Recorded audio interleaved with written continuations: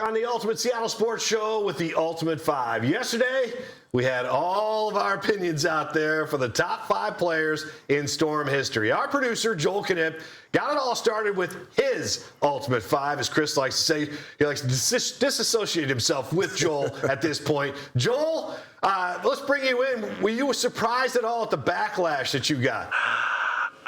I didn't understand it. I mean, like, come on.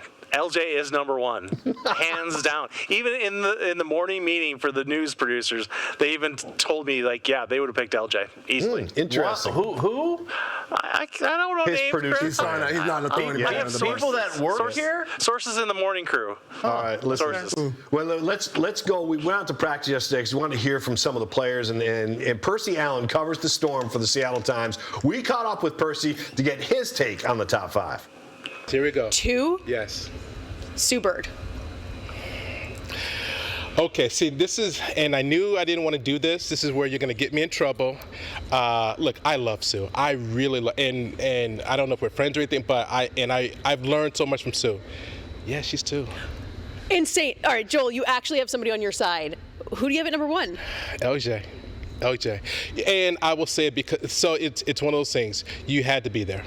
Like, you had to be there. And I think if you ask Sue, she would put, now again, Sue being Sue, and she's so humble. So humble. Yes, so she would put LJ. But you had to be there and you had to see it. She was dominant. She was just, you couldn't do anything with her. She was the best player on the team. Wow. Vindication. Percy? I mean, I'll say this, and Terry, I'll let you go, but I mean, when it comes to the Storm, Percy Allen has probably watched more Seattle Storm games than anyone in the city of Seattle. There may be a couple other writers there that are close, but Percy. Et tu, Brute? Yeah. You alone with Joel? I don't know how you don't pick Sue Bird, obviously, for obvious reasons. I think she, transcends the sport. I think it's bigger than basketball with her. Obviously, she did her thing on the court. She was an incredible player year in and year out for so many years, but she's just so identifiable, so associated. Like, you can't think of the Seattle Storm without thinking of Sue Bird. Yeah. I mean, great points. I just think with LJ, just like Percy's saying, she was one of the most dominant players of her generation. She could take you down low. She could dribble. She could shoot the 3. She was difficult to stop. And if she would have been healthy the whole time, she would have crushed people. They would have won 5 titles total. To me, that's like saying that Scottie Pippen is the greatest Bull of all time. He was a great player, right? But we know Michael Jordan. Like, if you say that, people, you think you're a little crazy. Well, I think I think Percy makes a really good point saying you had to be there because if you're at courtside and you're watching Lauren Jackson play in her heyday, she was a dominant player. And as we talked about yesterday on the show, if she could have just stayed healthy, she would have been a lot of fun to watch over time. And we've seen her make appearances for the Australian national team over the years. Still plays a good brand of basketball, but man, with a frame like that and the power that she had, it is a shame that she couldn't stay healthy. Well, and then, Paul, that's where I go on this, is if she could have stayed healthy, if she was, Sue Bird was there for 21 years. Yes. 21 years. But even Bird had her issues. Sue Bird is the GOAT. He's the GOAT. And if she had stayed healthy. If was a fifth, we'd all be drunk. But now we're not. We're real sober and here talking sports on the Ultimate Sports Show, right? Yeah, so if, like I always say, if Bo Jackson would have stayed healthy, he would have been by far the greatest running back of all time. He's still one of my favorites, but he's not the best. Nope.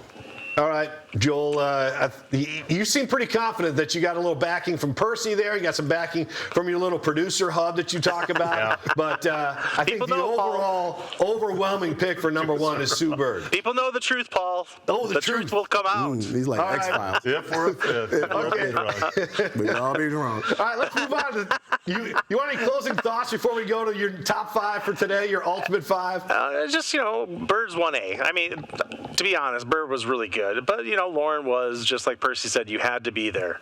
You had to be there to see how good Lauren was. And if you didn't see it firsthand, you couldn't understand it. It's like Shaq.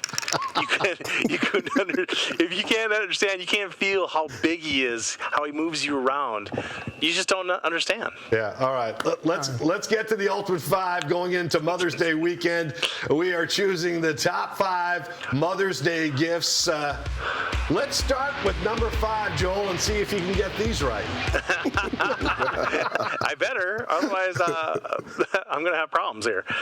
Number 5 is flowers. Flowers in the market, fresh flowers, From tulips. the market, good call. You know, with the Rosengard going up north and Mount Vernon, plenty of tulips around, and moms always love fresh flowers. Did Joel just drop a sponsor, Paul? Hey, you two are getting together on this thing, man. So we're going to have to start policing you. All right, number 4. Up there, Chris? Number 4. Number 4, a picture of you and your mom in a frame. so You got to put it in a frame. Anything like that. It's from the heart. Moms will melt if you give them a picture of yourself and your mom. Good call. All right, can't argue that. Number 3. Well, for those that are old enough, Terry, for those that are old enough, Terry.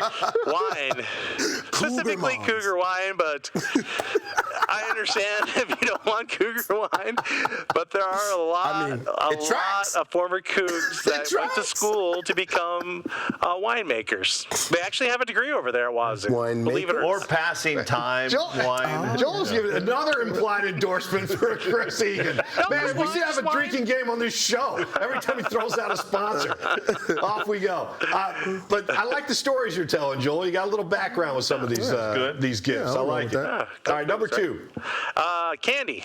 Can't go wrong with candy. Especially like that. Look at that. We got mom and chocolate right there. Did you make that, Joel? It looks like a Yes, I'm a second grade chocolatier. project. my side hustle.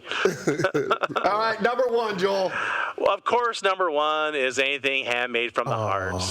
Moms will melt for anything that means something more than just money. I mean, if you're 30 years old and you go to your mom with a plate with some macaroni on it glued that says "Happy Mother," are you in the winning graces of mom now?